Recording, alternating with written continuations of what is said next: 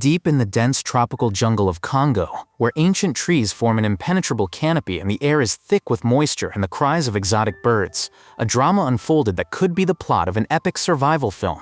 A giant anaconda, that merciless predator of rivers and swamps, wrapped itself around a helpless baby elephant, dragging it into the soft, wet grass and squeezing it with relentless force. The baby let out a desperate cry, a sound full of horror and pain that echoed through the forest, breaking its ancient silence. It was a piercing cry of agony in the symphony of the wild. The snake's body, adorned with a pattern that blended with the earth, was methodically tightening like a death sentence, slowly squeezing the life out of tiny lungs. A force of nature burst forth from the nearby hill, breaking through the dense foliage.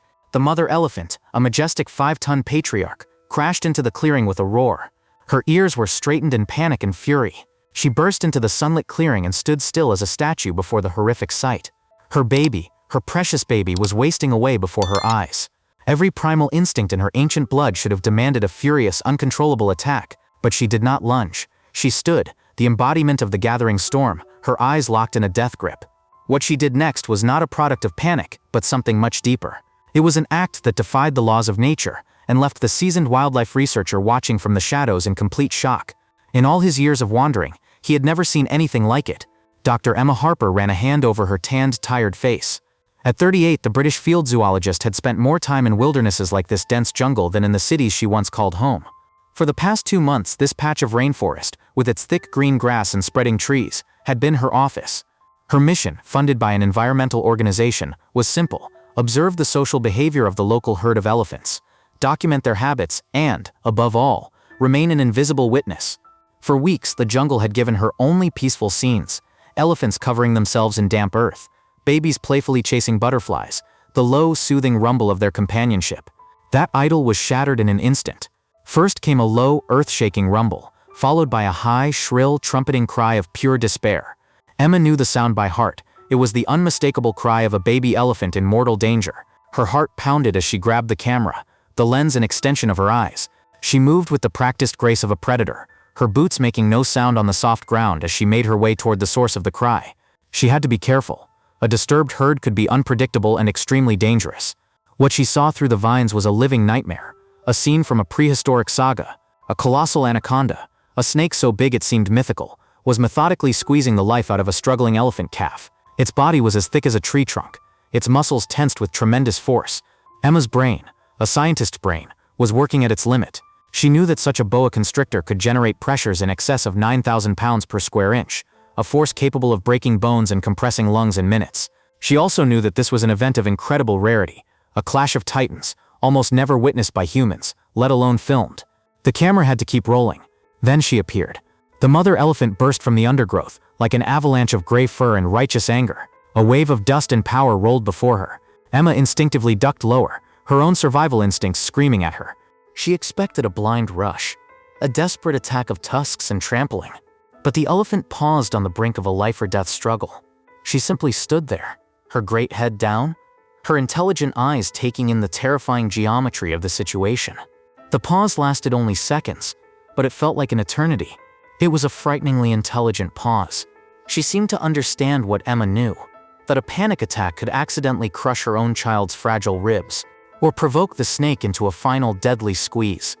The dilemma was stark. What could she do? The elephant mother's stillness was not a sign of fear or defeat. It was a deep, focused calm before the storm of calculating genius. Refusing brute force, she prepared herself for what can only be described as a surgical strike with the weight of a freight train. What she did next, Emma Harper would replay in her mind and on camera for the rest of her life. Ignoring the hissing, writhing head of the anaconda, the mother extended not her fearsome tusks, which could have pierced the beast instantly, but the delicate, incredibly dexterous tip of her trunk. Emma held her breath, watching as the elephant did not attack. She probed with a delicacy impossible for a creature her size. She touched the coiled snake, testing its tension, marking its position around the baby's body. The first move was stunning in its precision. She carefully wrapped the tip of her trunk around the snake's thick body, just behind the baby's neck. Emma realized she was not trying to tighten the snake, not squeezing it. She was repositioning it. With a firm, steady lift, she moved the heavy loop just enough to create a tiny pocket of air. A moment of respite for the choking child. It was a lever move, not a war move. Then came the masterpiece. Having created this critical space, she took one deliberate heavy step forward. With a speed that belied her enormous size, she shifted her entire 5-ton weight sideways, bringing her massive foreleg and shoulder down on the thickest part of the anaconda's middle, a point far from her trapped child. This was not a chaotic stomp. This was a push, a strategic, focused, bone-crushing push. The very earth seemed to groan under this focused pressure. Through the viewfinder, Emma watched in complete awe. She did not see instinct. She saw applied physics. The elephant had diagnosed the underlying problem, compression, and applied a multi-step precise solution. She used her trunk as a surgical instrument to create a hole, and then her body as a targeted weapon to disable the enemy's main force, all this while ensuring the safety of the child. The anaconda, its body now crushed under the unimaginable weight, writhed convulsively. Its powerful coils, the instruments of death, weakened. With a final desperate lunge, the great snake unwound itself and slithered away into the dense undergrowth, defeated not by blind rage, but by pure, breathtaking intelligence. The monster was gone. The clearing was suddenly eerily silent again, broken only by the low rumble of the mother and the whisper of the wind in the vines. But the battle was far from over. In the silence after the battle, a new, more insidious form of horror descended. The fight for survival had only just begun. The baby elephant was free, but it didn't move. It lay limp in the flattened grass, a small gray heap of utter exhaustion. Its mother nudged it with her trunk, a soft, desperate plea for a response. She rumbled and hummed, a sound of mixed encouragement and growing panic. But her baby remained motionless, its small chest barely rising and falling with the smallest of gasps. It had survived the monster's embrace, but the ordeal had sapped its fragile life force, pushing it into the dangerous depths of shock. Emma lowered the camera. Its weight suddenly seemed enormous. The footage she had just captured was priceless, career-defining. But before her, a fragile life hung in the balance. She was a scientist and an observer. The cardinal rule of her profession was non-intervention. To intervene was to contaminate the data, to alter the natural course of events. But watching the mother's desperate attempts to revive her child, she knew the line between observer and participant had blurred. Inaction was no longer a scientific principle. It was a moral failure.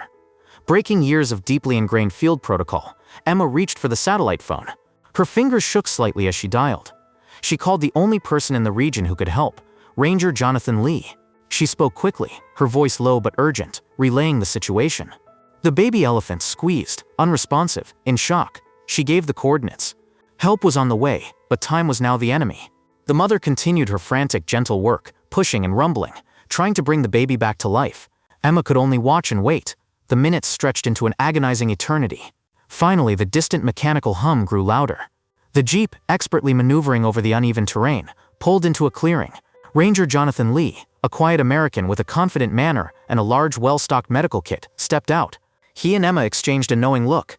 Now two worlds, the world of scientific observation and the world of practical rescue, would have to work together to save this little life. What happened next was a testament not only to a mother's indomitable love, but also to the powerful, unspoken trust that can form between species in the most desperate moments. As Ranger Jonathan Lee approached with the medical kit, the mother elephant tensed, her huge body a wall of protective alert. But she did not charge. She watched him, her intelligent eyes tracking his every move. Under her watchful eye, Lee and Emma went to work. They were quiet, slow, and efficient. Jonathan spoke in a low, soothing monologue, not to the baby, but to the mother, his tone soothing. He knelt beside the calf and expertly found a vein, injecting a saline solution to combat dehydration and shock. He followed with a mild stimulant, a drug designed to jumpstart the exhausted system. The mother stood guard just a few feet away. A silent, powerful sentinel who seemed to understand that these humans were here not to harm but to help. It was a profound moment of interspecies communication, a bridge of trust built in a shared crisis. The minutes felt like hours. The sun beat down on the clearing. Emma held the IV steady, her eyes glued to the baby's side, praying for a sign. Then it came, a tiny flutter of an ear, a soft, tired sigh. The baby's leg twitched, emboldened. The mother let out a deep, resonant rumble. It was a call back to the world of the living. The baby struggled with the sound as an anchor. He tried to lift his head, then fell. He tried again.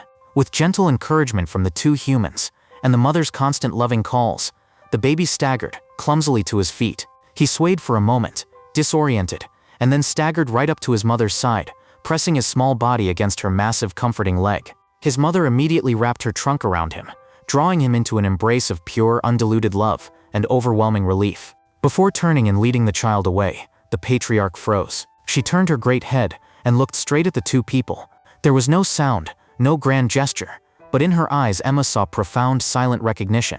It was a look of gratitude, Toyu's language. What Dr. Harper recorded that day was not just a snake attack. It was a lesson, a powerful, unforgettable lesson, about how a mother's fierce love can inspire strategy instead of force.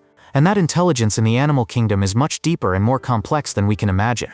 It's a reminder that we are not separate from nature, but an integral part of it, with the power to be its witnesses, its students, and sometimes its guardians. This encounter didn't just give a baby elephant a second chance at life. It gave two people a story that would forever redefine their understanding of the world. It proves that in the wild, as in our own lives, the most unimaginable challenges are often overcome by an even more unimaginable love. Thank you for listening to this story. If you enjoyed it, don't forget to support our channel, like and subscribe so you don't miss new stories about the wild.